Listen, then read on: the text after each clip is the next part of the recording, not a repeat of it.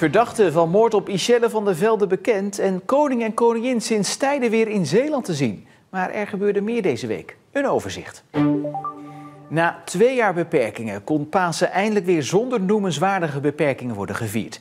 En bij Pasen hoorde ook een bijna traditioneel bezoek aan de Meubelboulevard op maandag. Maar ondanks dat corona naar de achtergrond is verdwenen, hadden de woonwinkels nu concurrentie van het mooie weer. Met temperaturen rond de 20 graden lijkt het strand een betere keus dan een bezoekje aan de Meubelboulevard. En toch kozen heel wat mensen voor de winkels. Na 2 verloren jaren door de coronamaatregelen gingen ze op Tweede Paasdag traditioneel weer naar de Meubelboulevard. Zoals hier in Hulst bij Mores wonen. Wij zijn van België, hier in Nederland is alles open, dus wij komen naar hier. Zijn de meubelwinkels of andere zaken in België dicht op Tweede Paasdag? Bij ons zijn de meeste zaken gesloten op Tweede Pasen, ja. Veel mensen zijn thuis, heel veel winkels zijn gesloten. Vooral net over de grens. Dus dan is dit de uitgerekende kans voor meubeltjes te kijken. Hè.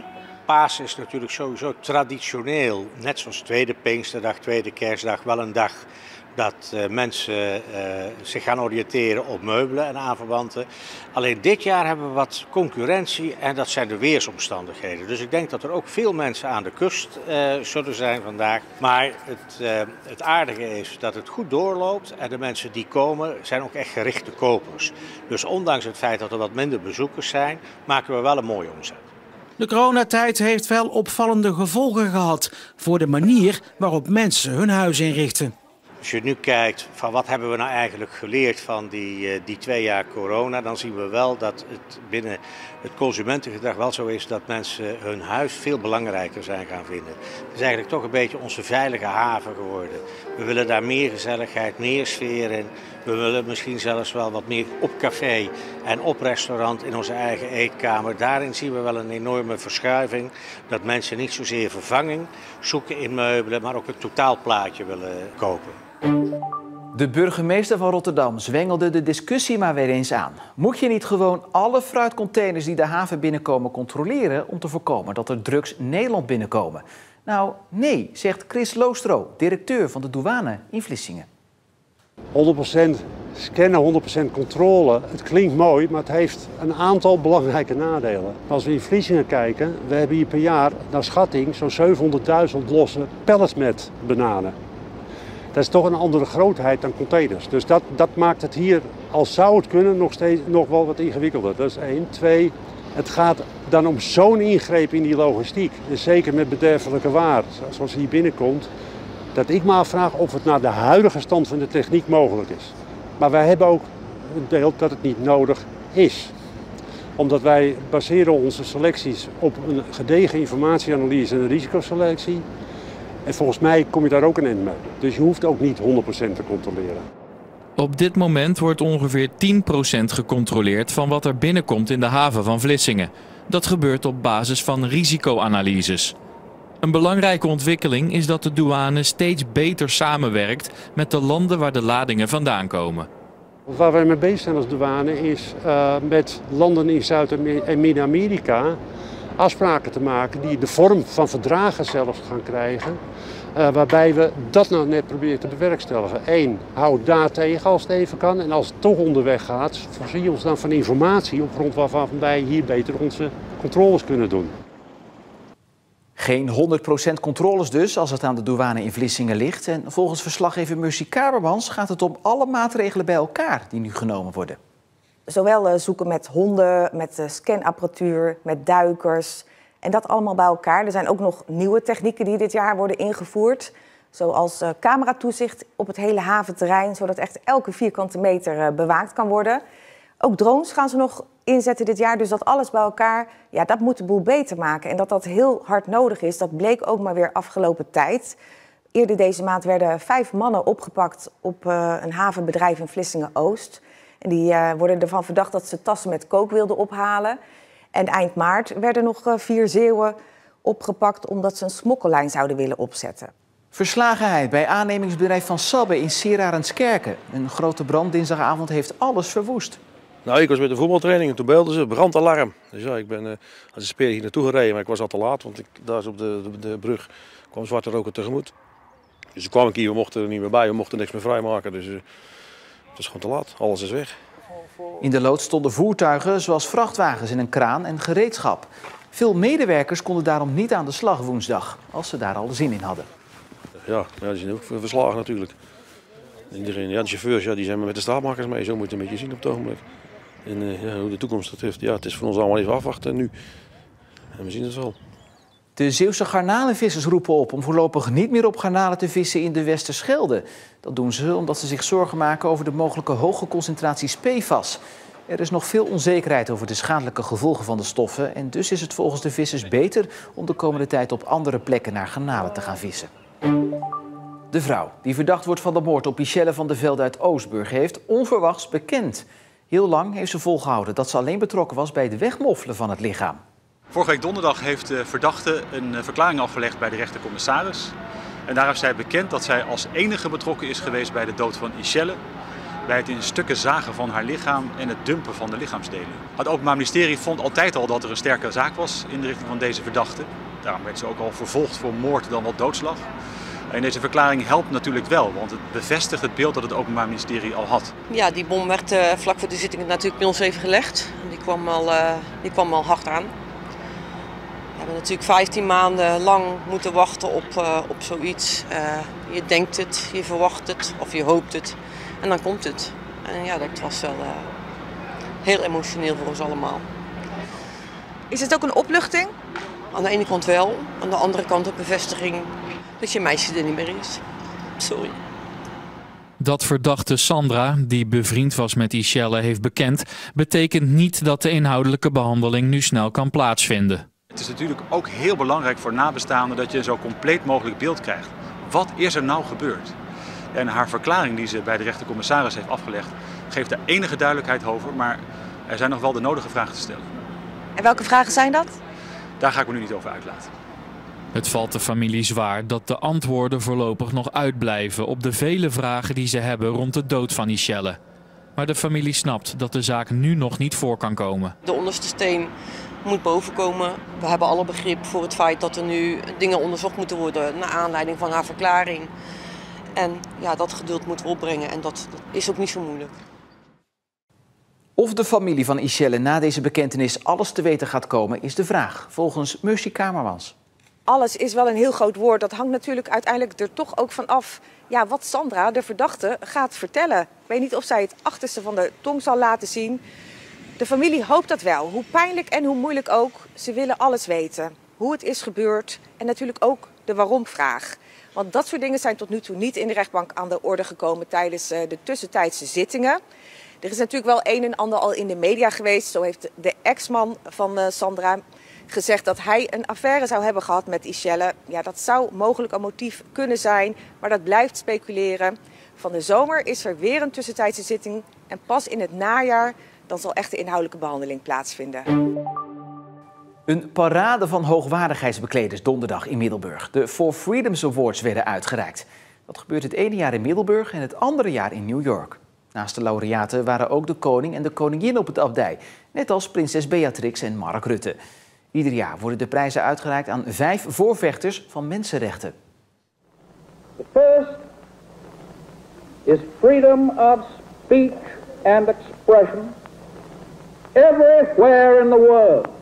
Zo begon de Amerikaanse president Roosevelt in 1941 aan het uitspreken van de 4 vrijheden. Hij had vast nooit gedacht dat er ere daarvan ruim 80 jaar later in Middelburg awards uit zouden worden gereikt. Svetlana Tsikhanouskaya ontving de internationale For Freedoms Award. Ze is de leider van het vreedzame verzet tegen het regime in Belarus. Ze kreeg de award van Eleanor Roosevelt Brown, een achterkleindochter van de Amerikaanse president en minister-president Mark Rutte.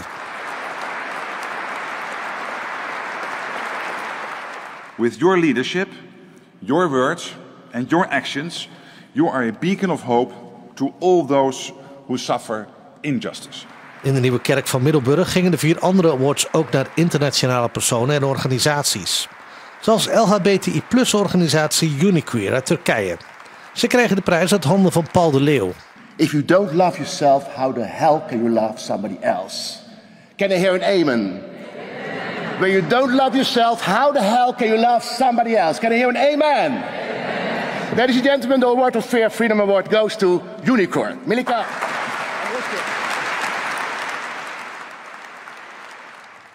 Hoewel de dag vooral draaide om de laureaten van de Four Freedoms Awards, kwam het publiek buiten het abdijcomplex vooral voor de koninklijke familie. Han Polman, commissaris van de Koning en voorzitter van de Roosevelt Foundation, en Harold Bergman, burgemeester van Middelburg, stonden de koninklijke familie op te wachten. Net als honderden mensen. Ze werden begeleid door politie op motoren en kwamen aanrijden in zwarte auto's. Die zijn eigenlijk niet heel vaak in Zeeland. En nu zijn ze echt gewoon 3 straten verderop dan waar ik woon. Dus dat is echt wel, vond ik wel echt heel leuk. Het is voor het eerst dat ik een keertje geprobeerd heb om ze een keer te spotten in het echt. Ik sta vooraan, dus ik heb geluk. Ja, ik ben zeer voor de koningin, ik hoor. Ik ben koningsgezind, ik. Ze moeten niet aan de koningin komen, maar dan komen ze aan mij. De jurk van Maxima was natuurlijk het gesprek van de dag. Koningin Maxima is altijd heel goed gekleed. En prinses Beatrix die ziet er altijd keurig uit. Toch kwam niet iedereen voor de koninklijke familie. Je stond vroeger altijd in muziekkorps te spelen en dat vond ik geweldig. Ja, dat mis ik nou. En wat betreft de laureaten? Nou, die mensen die het krijgen, die verdienen het wel, denk ik. Ja. Ik heb er wel over gelezen, maar nee, ik kom nu echt even om het koningspaar te zien en prinses Beatrix. Volgend jaar worden de awards uitgereikt in New York. In 2024 vindt de uitreiking weer plaats in Middelburg. Een bijzondere zitting bij de rechtbank in Middelburg. 2 Oekraïense mannen zouden terechtstaan, verdacht van mensensmokkel. Maar de mannen zijn een maand geleden vrijgelaten om te gaan vechten in hun vaderland. Ondanks dat ging de zitting door en werd er 4 jaar cel tegen ze geëist. Het Openbaar Ministerie eiste daarnaast ook dat de Oekraïners terugkomen naar Nederland, omdat het vergrijp veel te ernstig is.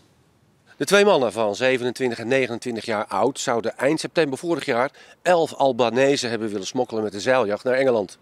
Het Openbaar Ministerie eist naast 4 jaar cel ook dat ze terugkomen naar Nederland voor strafvervolging. Eerder besloot de rechtbank dat de mannen voorlopig vrijgelaten werden omdat ze wilden vechten in Oekraïne. Dat tot ophef leidde in de samenleving snapt de advocaat van één van de verdachten wel. Begrijpelijk. Het is op zichzelf natuurlijk een zwaar feit. En dan zegt de publieke opinie, ja, hoe zit dat dan? Nou, dat heeft de rechtbank goed overwogen. Want het is natuurlijk een oorlogssituatie, nieuw. Een situatie waarbij je zegt van, als je dan op dit moment gehecht zit in Nederland en je wil naar je familie om ze te steunen in een oorlogssituatie. Ik denk dat daar alle begrip voor is. En dat heeft de rechtbank goed gewogen. Of de rechtbank ook vindt dat de Oekraïners terug naar Nederland moeten komen, wordt op 4 mei duidelijk. Een schadeclaim van 90 miljoen euro. Politici op Schouwen-Duiveland schrokken zich rot toen ze begin maart het bedrag hoorden dat Brouwers Eiland BV claimt bij de gemeente. Vanwege het niet doorgaan van de vakantieeilandjes bij de Brouwersdam. Volgende week dient de zaak bij de Raad van State en volgens een Leids universitair docent die gespecialiseerd is in staats- en bestuursrecht hoeft Schouwen-Duiveland zich niet zoveel zorgen te maken. Hij denkt dat de miljoenenclaim weinig kans maakt. De Universiteit Leiden heeft een van de beste rechtenfaculteiten van Nederland. Hoe denken ze hier over de miljoenenclaim die Brouwers Eiland BV heeft neergelegd bij de gemeente Schouwen-Duiveland? Ik heb een afspraak met Jonathan Huids, universitair docent staats- en bestuursrecht. Volgens hem staat de projectontwikkelaar zwak als hij naleving eist van de overeenkomst met de gemeente. Dat heeft te maken ook met het bijzondere karakter van die overeenkomst. Hij wordt gesloten met de gemeente door de burgemeester eigenlijk. En die is niet democratisch gekozen, terwijl het over de bevoegdheid van de democratisch gekozen gemeenteraad gaat, de volksvertegenwoordiging. En dat maakt ook dat in ieder geval de claims tot nakomen van zijn overeenkomst over het algemeen zeer weinig kans van slagen hebben. Dus Brouwers Eiland BV staat eigenlijk zwak omdat ze een overeenkomst hebben gesloten met een partij die eigenlijk uit 2 hoofden bestaat. Een gemeentebestuur en een gemeenteraad. Ja, zo zou je kunnen zeggen, ja. Nu het Huisjespark op eilandjes in het Grevelingenmeer niet doorgaat, wil de projectontwikkelaar aantonen dat de gemeente het fout heeft gedaan. Onrechtmatig heeft gehandeld in juridisch jargon. Als dat kan worden bewezen bij de Raad van State, moet er worden betaald. 90 miljoen dus, als het aan Brouwers Eiland BV ligt. Adviesbureau Overwater in Strijen, hier achter me, heeft de berekening gemaakt voor Brouwers Eiland en is op de 90 miljoen euro uitgekomen. Voor een gedeelte gaat het om reeds gemaakte kosten, maar het grootste gedeelte gaat om gederfde inkomsten nu het project niet doorgaat. Hoe kun je nu weten wat er in de toekomst gaat gebeuren met zo'n project? Ja, dat weet niemand. Precies. Maar je kunt het wel ramen. En dat doe je dus op basis van alle gegevens die beschikbaar zijn. In dit geval waren er veel gegevens, want de huizen waren al verkocht. De aanneemsommen stonden al vast en dergelijke. En je zet het dan af, bijvoorbeeld tegen andere projecten die ook zijn gerealiseerd. En aan de hand daarvan maak je de best mogelijke raming. Die raming is volgens het adviesbureau objectief en onafhankelijk vastgesteld. Ondanks het feit dat Brouwers Eiland de opdrachtgever is en het bureau betaalt. De Leidse jurist gaat daarin mee, maar maakt er wel een kanttekening bij. Ik sluit niet uit dat wanneer de gemeente een deskundige in de hand neemt, dat bedrag een beetje lager uitkomt. En vaak zie je dan in de praktijk dat eigenlijk de rechter alsnog een derde deskundige gaat aanwijzen die dan bepaalt welke van die andere 2 deskundigen dichtst bij de waarheid zat. Wordt vervolgd op maandag 25 april bij de Raad van State. Het COA mag in Studio A58 in Middelburg nog een half jaar langer asielzoekers opvangen van de gemeente. De oorspronkelijke vergunning loopt deze maand af.